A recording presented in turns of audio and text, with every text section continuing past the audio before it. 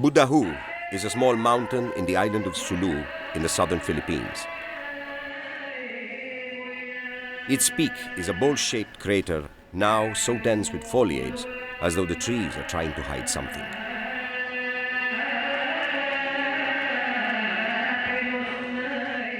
It is familiar terrain to the US military. After American troops first came to Sulu in 1899, its peak would become the site of what then President Theodore Roosevelt called a most gallant and heroic feat. Just over a century ago, Americans and Filipinos worked side by side to liberate the Philippines.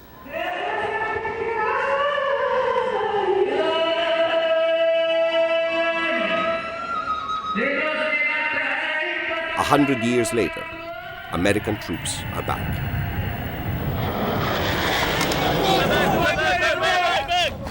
President Roya has welcomed American troops to train and advise their Philippine counterparts in Philippine-led anti-terror operations.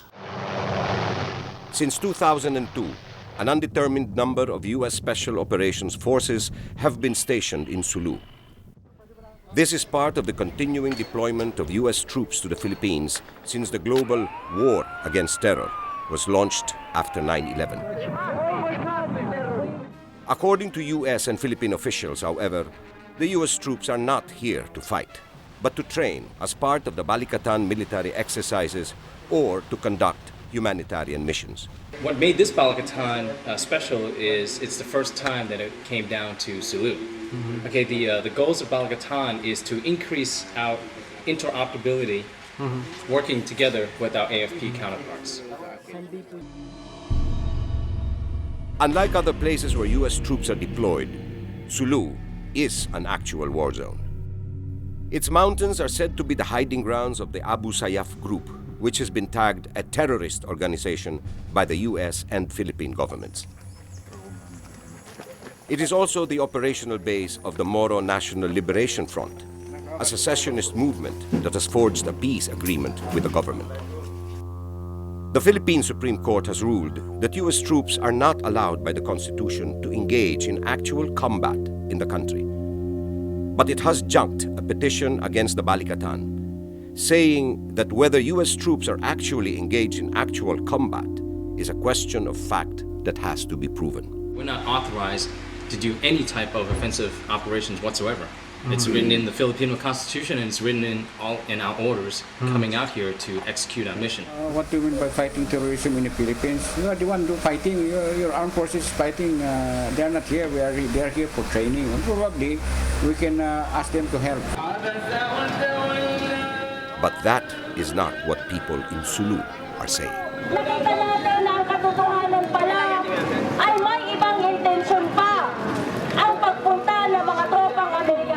The front against terror is not just in Afghanistan. That we're going to fight terror wherever it exists. U.S. troops, out now! U.S. troops, out now! U.S. #1 terrorist!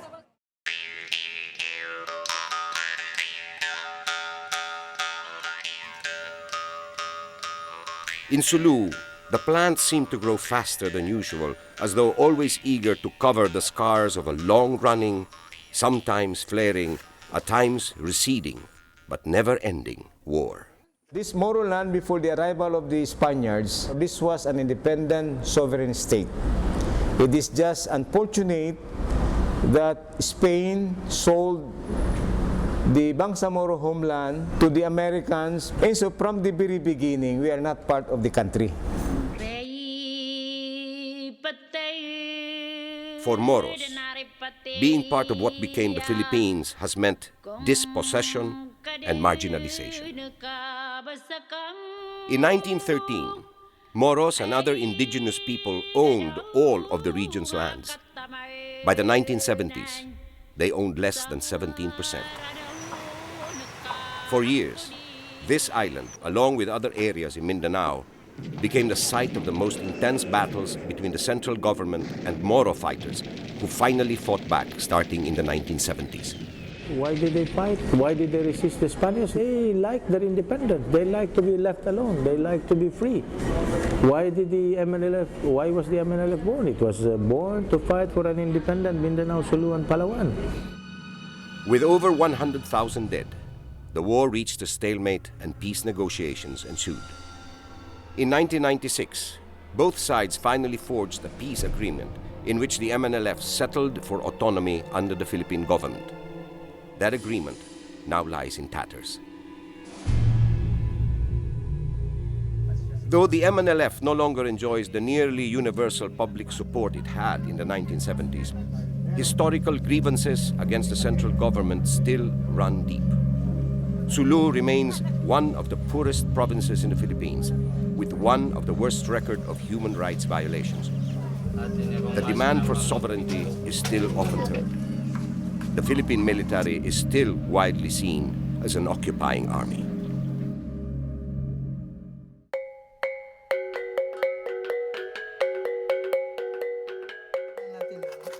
Somewhere in Sulu's lush mountains hide what are said to be the remnants of the dreaded Abu Sayyaf group. Originally, it's a ragtag band of disenchanted Moro youth. But certain historical circumstances made them so assertive. I think one was the failure of the GRP MNLF peace process during the Aquino period. Then the eventual disenchantment. First, to the leadership of Nur Misuari. Then second, to the government. Initially, the group launched operations to push for political demands. First, sinabi nila kay ERAP na tanggalin lahat yung fishing boat owned by the Botas Syndicate. Natatalo kasi yung small fisherman. So, nakikita mo, they are not ordinary criminal. Na meron silang pinaglalaban, kaso lang, ganun ang paraan na ginagamit nila. Soon, what was once a highly political group became increasingly known more for its high-profile kidnapping and bombing operations. Filipino officials at first discounted, if not altogether ruled out, the reported links between the group and the so-called Al-Qaeda network of Osama bin Laden or the Jama'a Islamiyah. There are no new connections that have been found. The fact about the Abu Sayyaf is that they are now on the run. There are very few. We have made great strides in the war against terrorism. After 9/11, however, that connection, while remaining controversial, has simply been assumed as a given. Si Osama bin Laden daw ang mismong nakipag-ugnayan kay Abdurrajak Jinjilani. In Sulu, people familiar with the Abu Sayyaf see it more as the fringe of a local secessionist movement colluding with certain elements in the military instead of a local branch of a so-called global Islamic terrorist network. Agosto 24, inimbisigahan ng Kongreso ang aligasyon ni Father Cirilo Nacorda. Pinatakas daw ng ilang opisyal ng militar ang mga bandido sa labanan sa ospital sa Lamitan. 4 years after intense military offensives, the Abu Sayyaf is now either a spent force or a lingering menace. When the president started her term, there were more than 1,000 Abu Sayyaf members, but now this is down to 300. And yet, almost all terrorist incidents are still routinely blamed on the group. Abu Sayyaf ang tinuturong suspect ng mga otoridad sa naganap na pagsabog kahapon sa Sulu. The ASG has been reduced significantly. I think the idea there so that they can project the ASG as a respectable enemy. If that is the case, it would be easy to justify to ask for additional budget. Pangaon mapatay nila civilian. Pag may mapatay silang sibilyan, pag operasyon nila, sasabihin nila Abu Sayyaf ka. Pangaon mapatay nila bata-bata. Kahit bata mapatay nila, Abu Sayyaf. Lahat na lang Abu Sayyaf.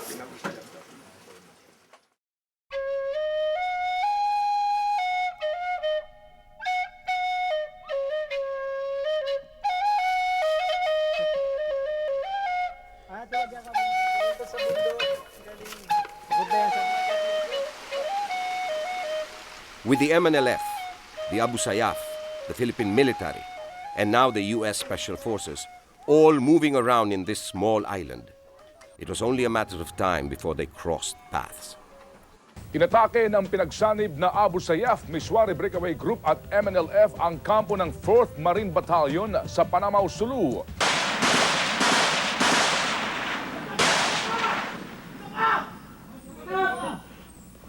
Sumugod ang tropa sa buwan sa Indanan, Sulu. Namataan umano si Radulan Sahiron alias Commander Putol sa lugar.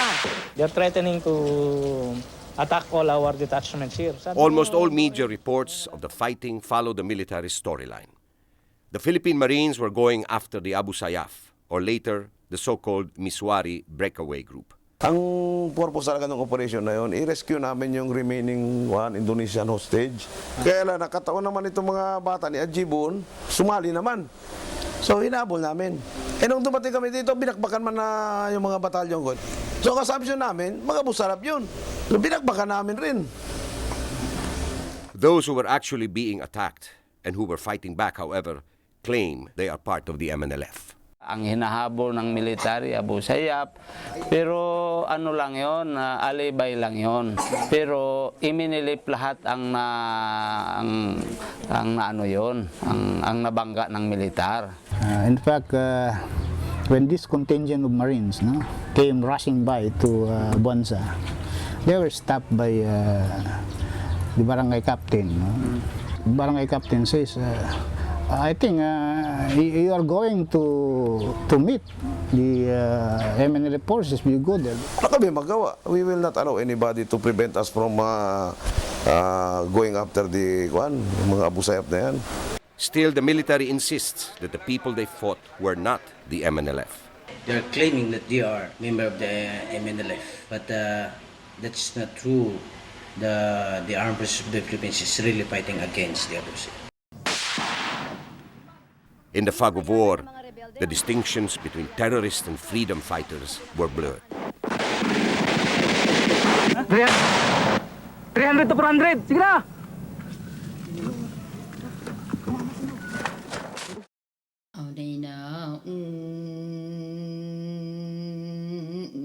May Amerikano sumasama sa kanila. Hasta nagpalipad ng yung plane nila, yung maliit na plane, nagpalipad dito, nakikita namin. Pero nakita niyo po na sumasama? Nakikita namin. Mga ilan po sila? Yung nakita ko, 4 yung pumasok dito. Yung po yung panahon nung labanan? Yung labanan. Other witnesses who refused to come forward for fear of reprisals from the military have instead executed affidavits and testified at closed-door sessions with parliamentarians. Noong November 24, 2005, pagkatapos daw naghulog ng bomba yung military plane, alas 10 ng umaga, 10 a.m., nakita namin may dumating na mga sundalong sakay sa 6x6. May kasama silang 4 na Amerikano soldier. U.S. troops were also seen in other places at the vicinity of the fighting.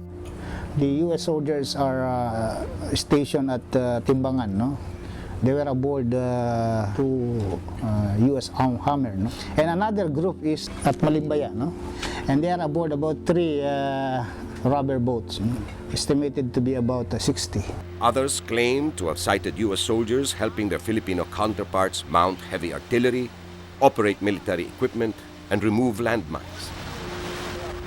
Throughout the fighting, a U.S. military spy plane was seen constantly hovering above the area where fighting raged. Kinikwento nila sa amin na may mga kano na may pinapalipad sila parang surveillance equipments. You know, this PT Orion spy plane have flown our Sulu sky for the last 2 years. Continuous, day and night, day and night, day and night. This is not the first time that such reports surfaced. In June 2005, U.S. forces also allegedly joined the Philippine military in their operations against Abu Sayyaf members in Maguindanao province in mainland Mindanao.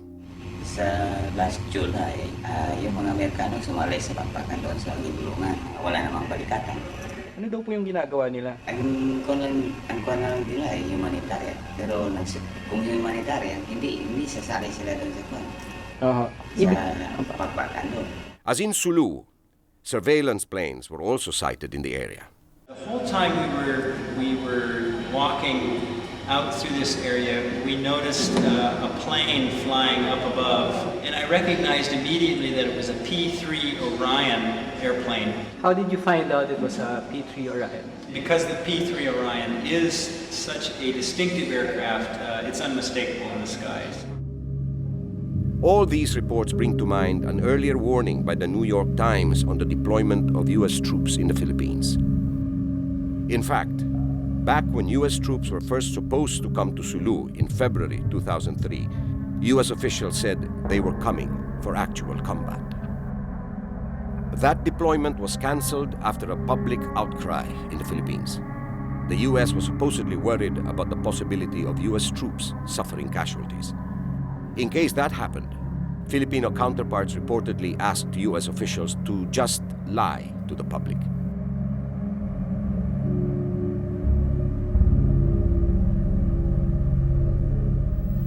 We agreed to a similar deployment in the near term, in which U.S. forces would support Philippine-led anti-terror operations. Despite the allegations, U.S. officials refused to talk about what actually happened in November. We don't talk about or comment about our operations. It said everything that we do for surveying, for the CMO activities, to the construction of the projects and everything like that. Those are all operational questions that we won't talk about. A spy plane, the same kind that witnesses claimed to have seen during the operations, was later recovered. The general who took charge of the November operations also corroborated eyewitness reports. So many civilians have seen them in the vicinity where the operation was conducted, but they were never directly connected to the operation. The nearest thing that they came to the area of operation was when the mayor of Indanan complained na yung water pipe daw ng Indanan was cut off. Bakit daw po mga Amerikanong sundalo pa yung nag-repair ng water pipe? Because they have the material. Eh kami, wala man kami. At saka meron sa kanila kasamang engineer. Maliit lang naman sira yun. Wala kami engineer. Kaya pong mag-repair. Sariling pipe nga namin, di namin Tsaka bakit daw po during the operations kailangang ayusin po yung water pipe? Kasi walang tubig at wala ng tubig itong Juan.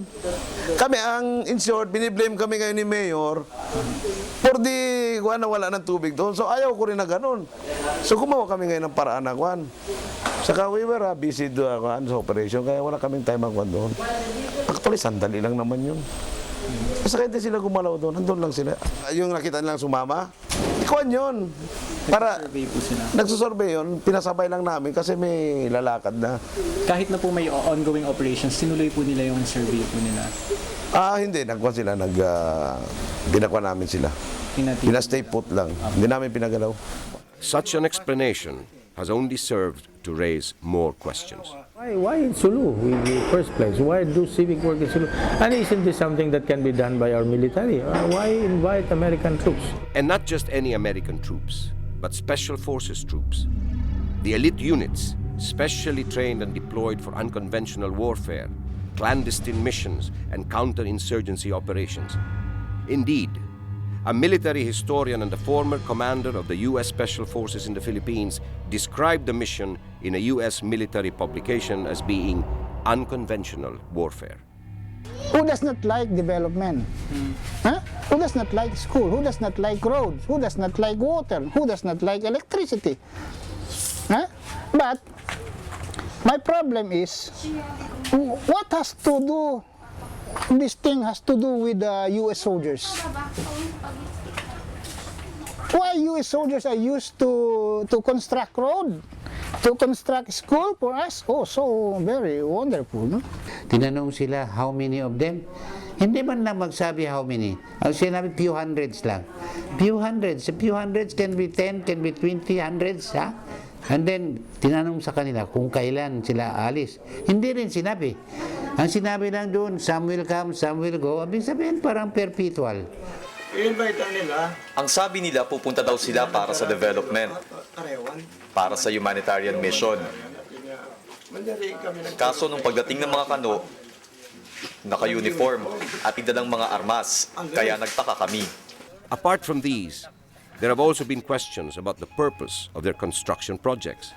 The admission was made na tinitingnan nila kung kaya nga ng mga airport na mag-accommodate ng mga jets ng Canot. Kaya din ba ng mga pantalan nila, ng mga warps nila mag-accommodate ng mga watercraft boats na ships na nila.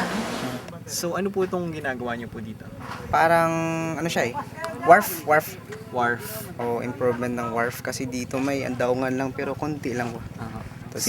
Ano yung specification niya? Para ba siya sa malalaking batko, maliliit na batko? Ano yung mga kayang dumaong dito? Structurally design siya sa mga malalaki. Kaso lang maliit lang siya pero kaya siyang daungan ng malalaki. Ang nakita ko yung ginawa ng mga Amerikano doon, yung paggawa ng bakuran. Sabi nila yung paggawa yun, yung pairing ridge. Hindi naman yung pairing ridge. Ang laki naman doon, pati kanyon nila nandun na sa loob. Ang laki ang taas.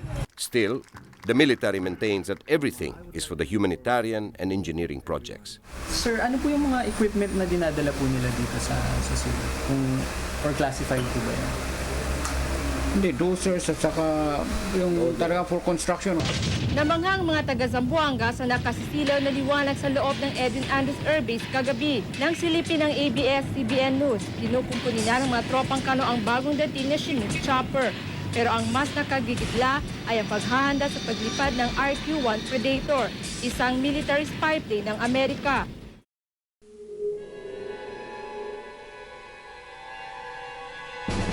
At the heart of the controversy of the U.S. troops' presence in Sulu lies the question, what constitutes engaging in actual combat?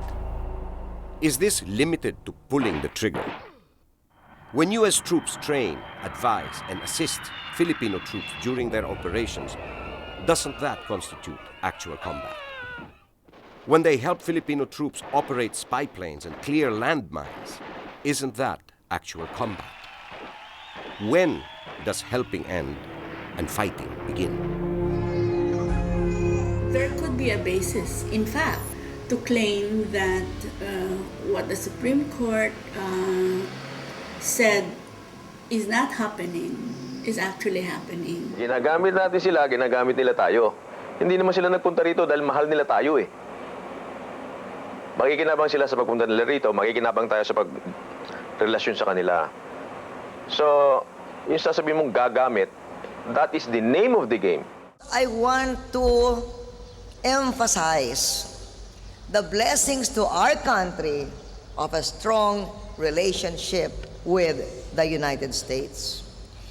This economic and security relationship with the United States that was forged during my administration is worth $6 billion including American investments. But will this relationship help end terrorism? It helps to ask how war begins and why it refuses to end.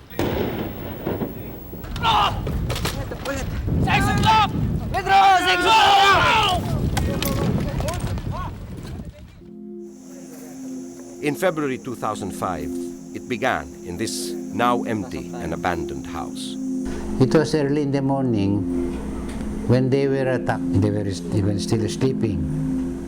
And they were not able to exchange fire because except for the boy who was able to escape, there was nobody left in the house alive already. Sabi nila Abu Sayyaf kasi just because he is a religious leader. No. Meaning to say, according to them, anybody who is religious, you are Abu Sayyaf. Their relatives and sympathizers demanded justice from the government and the military, but nothing happened. And they told me that there will be no whitewash. But up to now, there is no case filed. In fact, this was the very reason why the conflict between the AFP and the MLF have been escalated. The Kapuk Hungul massacre is just one of the dozens of atrocities locals blame on the military in Sulu. Kaya daw siya umalis sa hospital, may inano daw siya ng Marines, may signal sa kanya na, Bedin, pag-signal kayo, Bedin, ginaganyan daw yung leg, parang patayin siya. Nag-umpisa yung ano nila, yung kalupitan ng militar. Although matagal na yan, pero sumobra siya sa early as 2001. almost every day may tinatapon silang patay dyan sa may munisip sa downtown mismo. Ngayon lang medyo matibay na yung dibdib namin kasi nasanay na sa katitingin ng patay, nasanay na sa pinagkikwentuhan namin yung massacres, lahat ng mga incidents. Pero noon, ang hirap, lalo nakikita mo yung mga bata na nauulila, umiiyak. There has never been a resolution or a conclusion that our personnel has committed the offenses as charged. Walang maasahan na justice yung tao dito eh. Yung katotohanan nga, kapag Muslim yung namamatay, kahit hindi naglalabas ng investigation mismo yung Marines. If injustice and impunity were at its root, will all the new infrastructure and free medicines put an end to war? We know that infrastructure, peace, and development, if we bring that to the people of Sulu, just like we did in Basilan, that's how we work together with our AFP partners. That's how we get terrorism out of Sulu. Ano ang klaseng katahimikan ang ibinibigay nito sa atin? Sa bawat development projects, sa bawat infrastructure, sa bawat medisina na ibinibigay ng mga nagme-medical, di naman ang tinatamaan ng kanilang bomba, ng kanilang bala. This is an evasion, I would say, from the real problem. Because of the war on terror, many people are now trying to evade from the real issue and highlight this alleged network of terrorism. Military option pa rin yung solution pagdating sa problema sa Sulu. So hindi nag-change yung policy ng gobyerno natin mula noon hanggang ngayon. Why will you not secede if your communities are always harassed? If your communities are always bombed? If your communities are always attacked?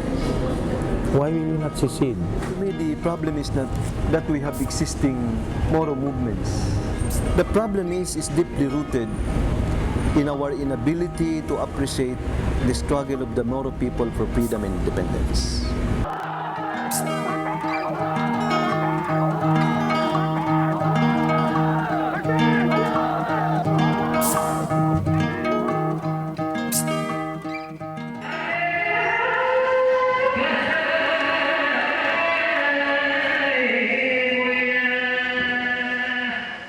As American GIs roam around Sulu, one mountain is not far from the people's minds. In March 1906, about 500 U.S. troops, supported by Filipino members of the constabulary, climbed Budahu. They surrounded at least 900 Moros who had fled to the bowl of its crater in order to escape from and resist the rule of the American colonizers in the towns below. Hinahapunan ng paglaban nila doon, na-clean up na sila lahat. Ang mga lalaki, nasa perimeter sila. Pagkatapos ng mga babae, tinago nila sa loob ng moske. Babae, bata, ganun. Tsaka may naiwan pa, napulot ng mga tao, ang mga maliliit na doon na hindi na alam kung sinong ina, ama. Following their commander, General Leonard Wood's order to kill or capture those savages, the American troops spared no one. Their bodies are buried in this crater. Even the shrubs could not bury the scars. Locals fear that history might be repeated. You know how much they massacred in Budahu, at Budahu. And they are back. After 100 years, they are back. That is why we said, no, never again. We are going to close the chapter after 100 years. People of Sulu know what our intentions are. For everybody that doesn't believe in what we do, come out to the med caps. 18,000 people service at the med caps, can't be wrong. You know, talk to every single one of the new kids surfing the internet for the first time in their lives in those schools. Talk to the mayors. Talk to the people that are actually seeing the effects of what the AFP with the local leaders are doing. 100 years ago, the Americans also said that they had only come to help.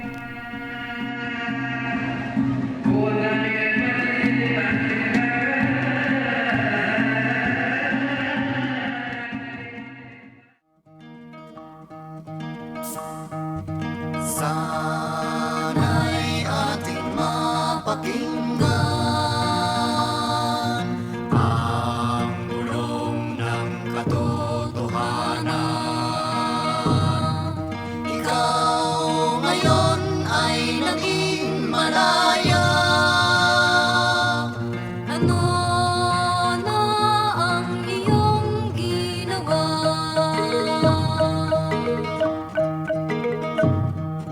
Sayang ang kalayaan kung di maintindihan ng bawat mamamayan. Sayang ang kalayaan. Ang lupa kung mayaman, lahat ay masasayang kung ating pabayaan.